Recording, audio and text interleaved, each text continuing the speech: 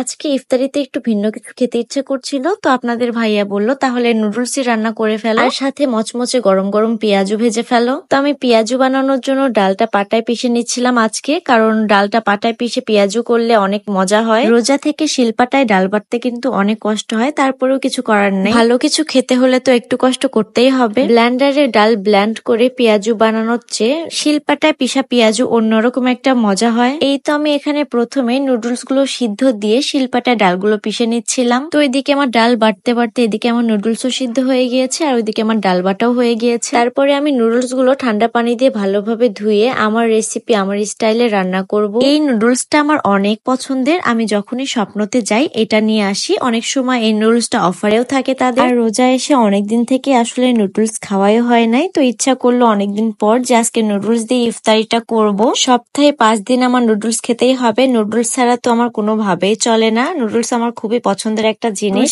পাকুড়া, নুডলসের স্যুপ, তারপরে noodles simple করে রান্না করলে যেভাবে রান্না করা হয় না কেন খুবই ভালো লাগে আমার। আসলে নুডলসটা শুধু আমি না, সব বয়সের মানুষই এটা খেতে অনেক পছন্দ করে। আমি তো অনেক সময় আপনাদের ভাইয়া যখন বাসায় না থাকে তখন একা একা ভাত তরকারি রান্না করার আলসেমিতে এক বাটি স্যুপ নুডলস করে খেয়ে নেই। পেঁয়াজ মরিচ আমি তেলে ভেজে নিয়ে এখানে 2টা ডিম দিয়ে দিয়েছিলাম ভাজার জন্য, তারপর সবগুলো একসাথে ভেজে নিয়েছি। আমি নুডলস পুরো প্যাকেটই সিদ্ধ করে নিয়েছিলাম, কারণ পুরো প্যাকেটটাই রান্না করব। আমার বাসায় আসলে কোনো সবজি ছিল না, সবজি দিয়ে নুডলস রান্না করলে আমার আরো বেশি ভালো লাগে খেতে। ক্যাপসিকাম, গাজর, টমেটো এগুলো দিলে আরো বেশি ভালো লাগে। তো আমার মতো নুডলস লাভার কে কে আছেন অবশ্যই কিন্তু কমেন্ট করে জানাবেন। আর হ্যাঁ, আমার এই আজকের ভিডিওটি আপনারা কে কোথায় থেকে দেখছেন আর আমার ফেসবুক পেজটিতে কিন্তু অবশ্যই ফলো করে দিবেন। ইফতারি বানানোর পর আমি ওইদিকে সেহরির রান্নাটাও আজকে ইফতারির আগে কমপ্লিট করে ফেলবো। তো সেহরির জন্য আজকে আমি পাবদা মাছ ভিজিয়েছিলাম, যে পাবদা মাছ টমেটো দিয়ে একটু ঝোল ঝোল করবো পেঁয়াজ দিয়ে, আর সাথে পাঙ্গাস মাছ দিয়ে করলা চচ্চড়ি করব, কারণ করলা চচ্চড়ি পাঙ্গাস মাছ দিয়ে আমার খুবই পছন্দের। পাঙ্গাস মাছের নাম শুনলে তো অনেকেই নাক সিটকায়, কিন্তু পাঙ্গাস মাছটা আমার খুবই পছন্দের একটি মাছ।